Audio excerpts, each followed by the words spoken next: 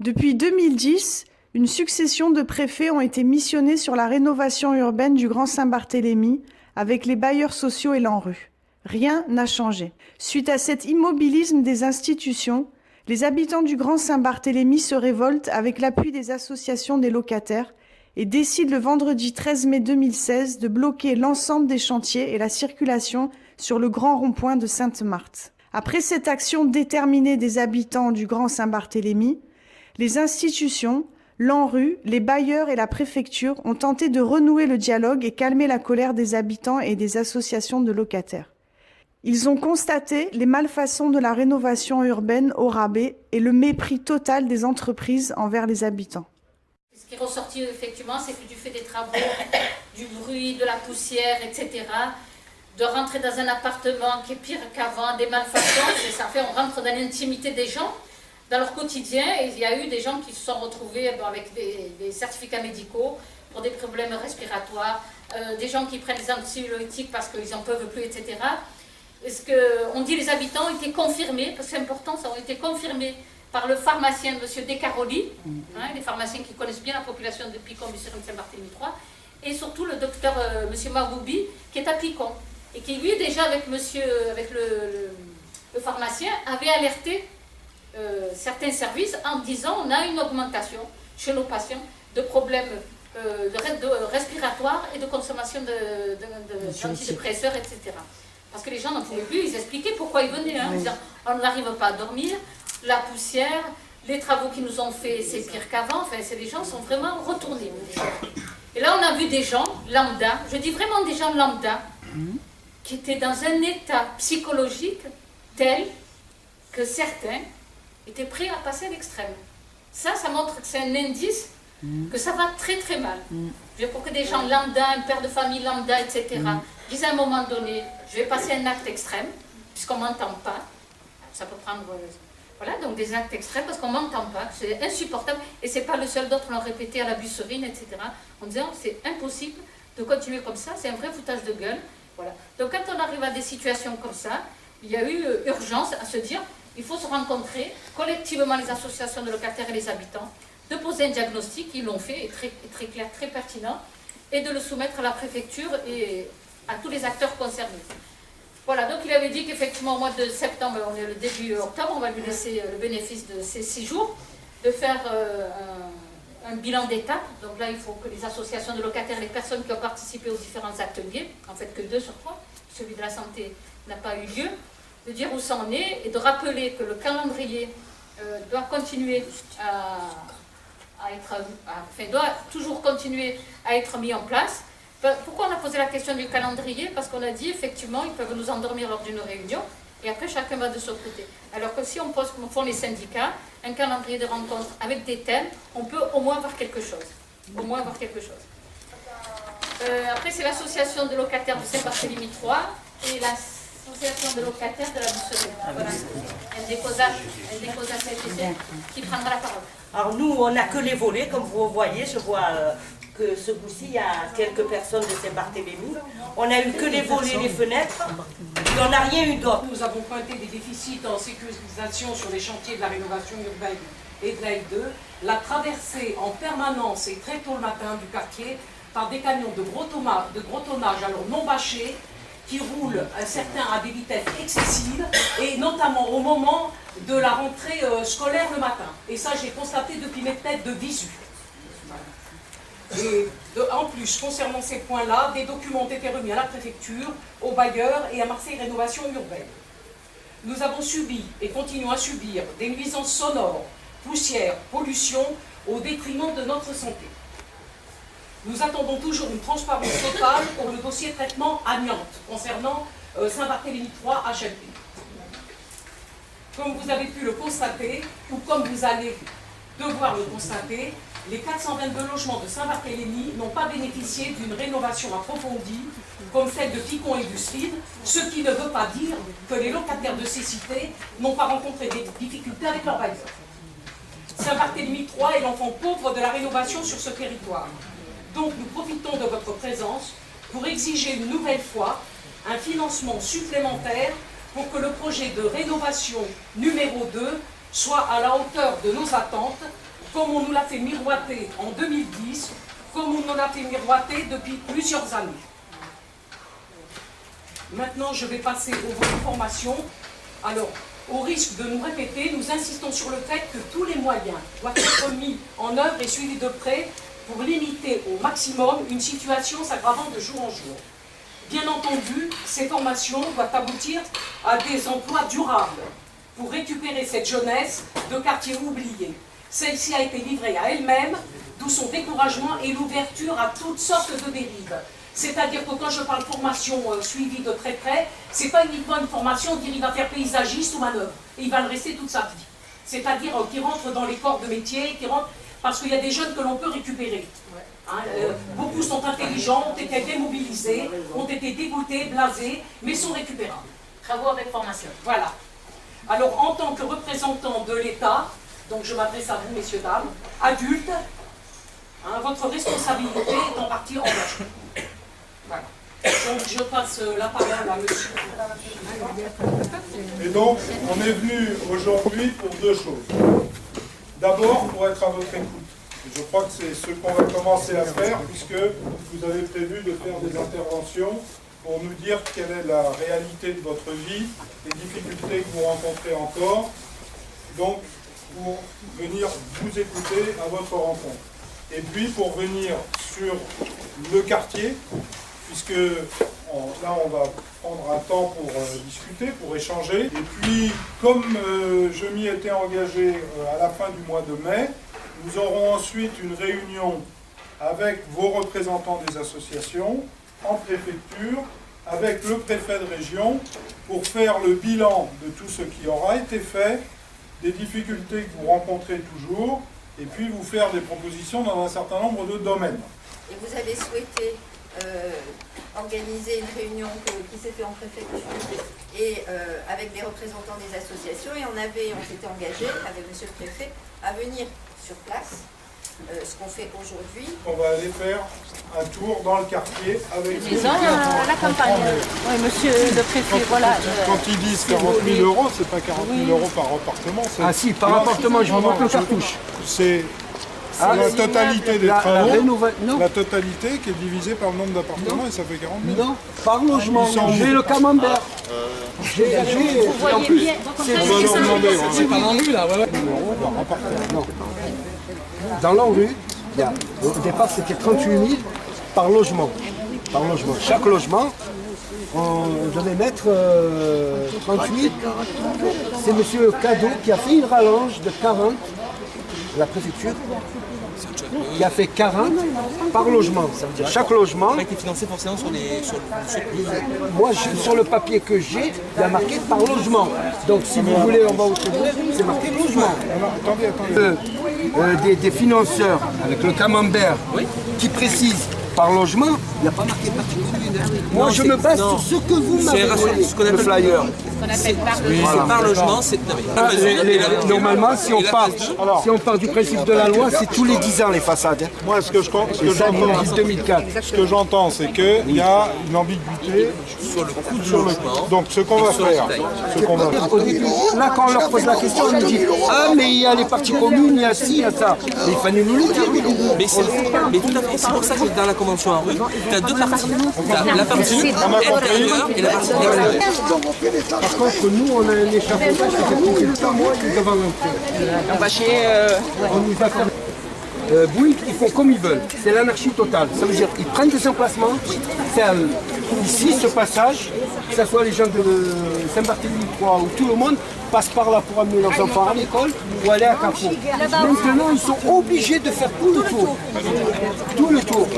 Oui, mais alors, le problème, c'est logique. J'ai l'impression que c'est tout le tour. Oui, mais tout le tour. Mais le chemin piéton, il est à gauche. 2 ans comme ça? Non.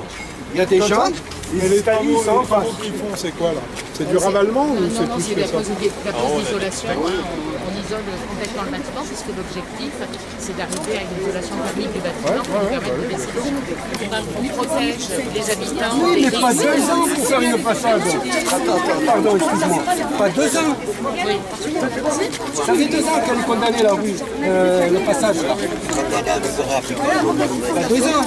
Moi, je parle de Bouygues là.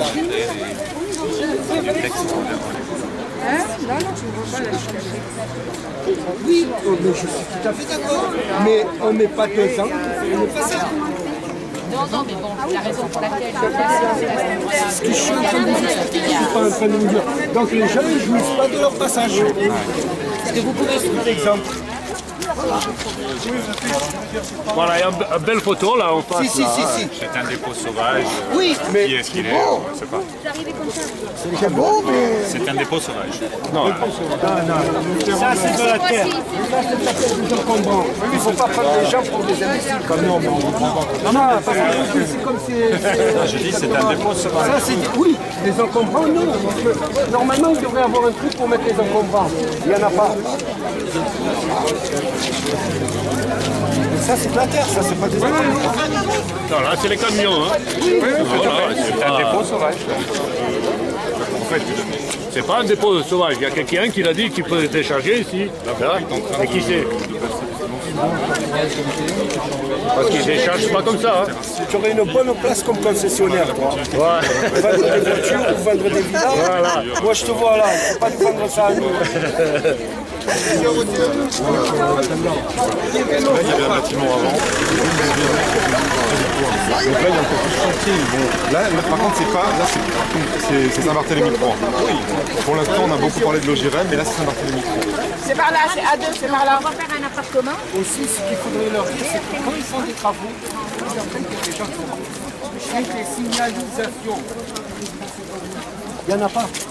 Du moment qu'ils vont démolir un bâtiment là-bas, il n'est même pas indiqué que la route elle est barrée. C'est pour ça que je vous avais dit, j'avais dit à Madame Dujardin, elle s'était engagée à envoyer, même vous, à envoyer le patron pour vérifier les camions, vérifier les trucs. C'est par là, monsieur, c'est par là. Je n'avais pas compris. Là, il y a les petits, estime des ponts, des signes, des ponts. Sans compter qu'on a des réparations de voitures, on a des garages juste à Oui. Il manque le juste La voiture pompe, il Il faut n'y en a faire pas, quelque il y chose. en a pas deux, il y en a. Quand on dit à Logirem, elle nous dit on n'a pas de droit. Quand on dit à HLP, elle dit elle n'a pas de droit. Attendez, il faut que c'est nous, les associations, on va voir. Ils font les vidanges. Ils sont stationnés. C'est normal, c'est nous. Alors, ces trucs-là, là, c'est écrit. HLP, C'est le territoire d'HNP, oui, c'est Là, il n'y a pas de HNP, là-bas, c'est le territoire, mais Ça, c'est les restes du chantier qui ont été faits là sur la forêt nouvelle, puisque la forêt nouvelle, donc c'est probablement des restes du chantier. mais les entreprises, elles repartent pas avec leur matériel. Elles sont lancées comme ça.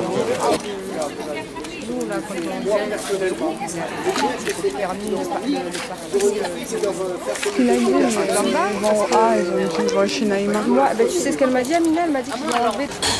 Moi j'ai les plans, je vais les plans. Oui, bien sûr. Et au courant que vous étiez hospitalisé pendant 23 jours, aucun mois, vous voyez comment il descend? Monsieur.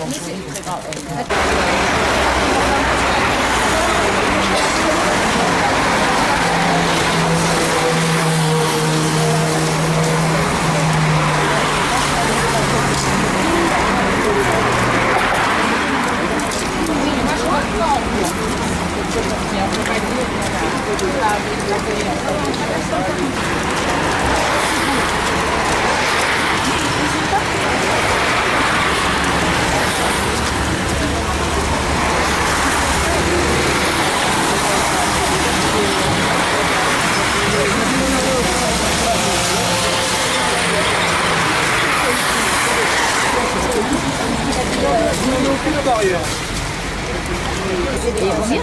Comment il s'est Ils n'ont pas des appartements. On n'a jamais parlé pour les candidats de la ferme de la gestion.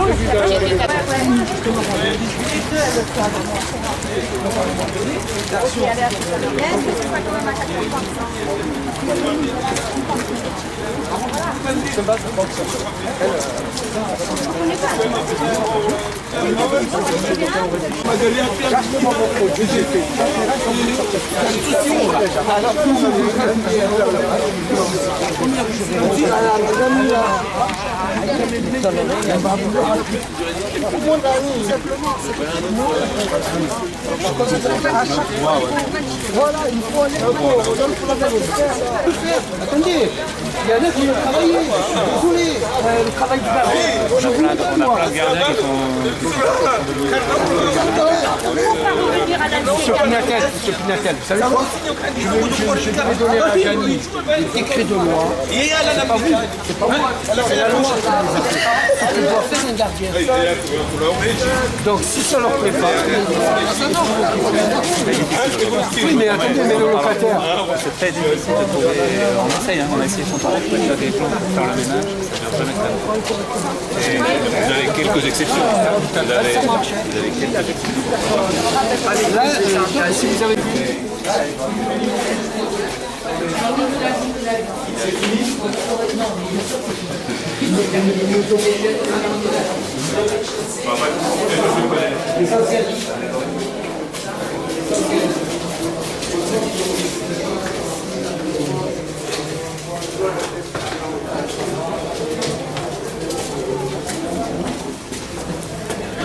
Non, j'ai la liste des réserves. Là, il y a des...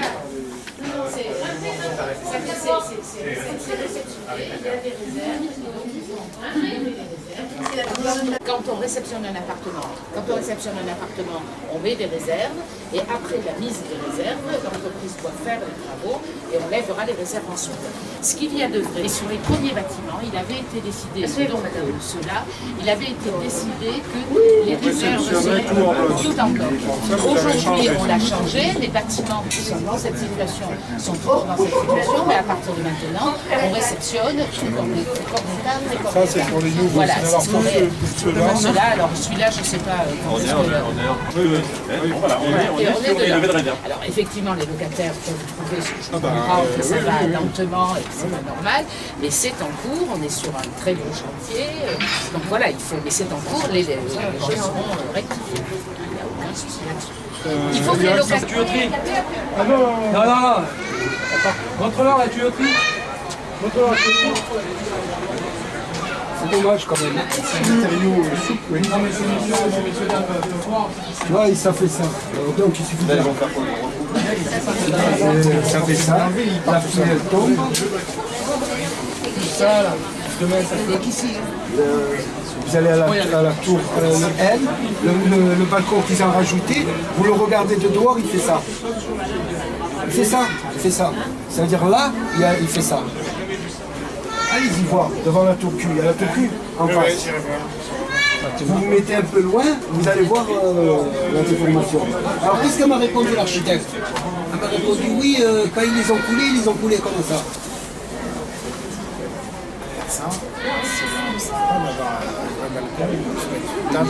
Oui, mais vous savez, oui, on est d'accord.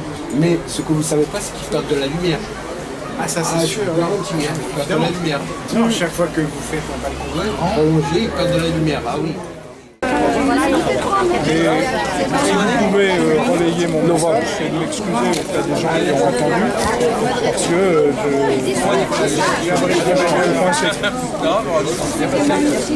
Yamina. Par prolonger la visite, oui, voilà. On ne pouvait pas faire les deux. Tant qu'il y a derrière. Quand il y a du vent, les gens ils en prennent plein la gueule. Voilà. Et ça fait plus de 2 ans que c'est comme ça. Moi je comprends pas, au moins les descendre, vous mettre des trucs pour pas que... Les gens qui bossent, on dirait qu'il y a personne qui habite.